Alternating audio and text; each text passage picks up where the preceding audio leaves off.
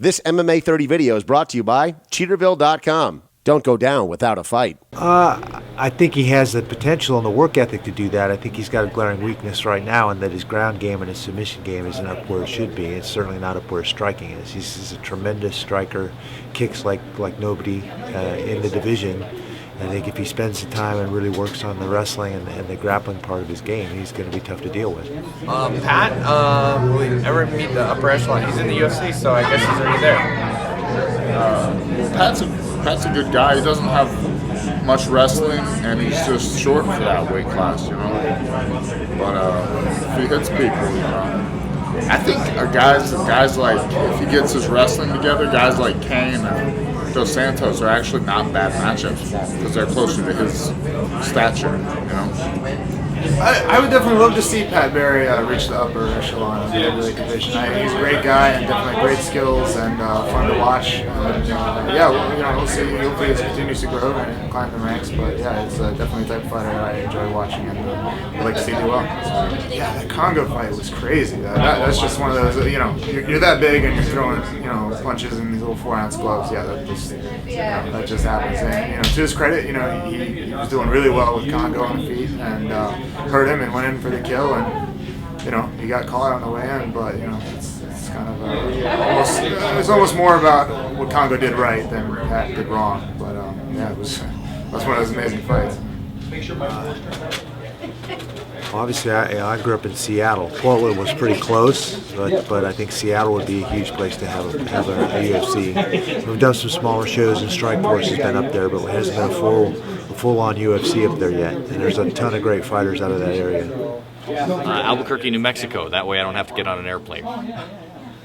City, I think there's a couple different markets that they haven't hit.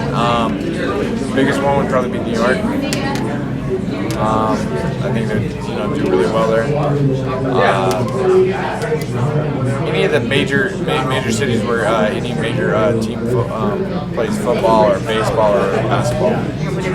Well, I mean, obviously it's New York, and I guess they're going.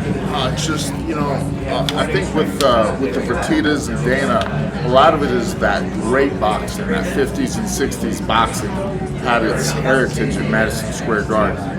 A lot of those big fights were there, so it's kind of that old school. That was the fight town, Yeah, it's hard to keep up with a lot of the fights because there's so many. That's good for us though. There's a lot more exposure for the UFC. But yeah, it's hard to keep up with that because there's so many fighters, and mainly I try to keep in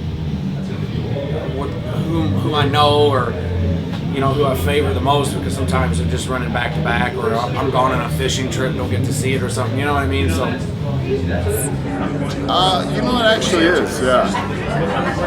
Well, I think the idea with so many fights is you pick the guys you like and you follow them, like a franchise sports team, I don't watch every NFL game, but every time the Falcons play, I watch. That's my philosophy. I don't think they're getting overwhelmed. I think because it's worldwide now that you have so many different places and so many people watching it that even if you miss one, you've got another one next week. So I don't feel it's overwhelming. No, I don't think so. I think the fans pick and choose the ones they really want to see. I think that shows in the ratings. It shows in the pay-per-views. They have the fighters they follow, and they know where those fighters are and when they're going to pop up again. So it's all about supply and demand, and I don't think we're overdoing it. Everybody says, "Oh, we're saturating the market. Are we hurting ourselves?" But I think the guys running this thing know what they're doing. This MMA 30 video is brought to you by Cheaterville.com. Don't go down without a fight.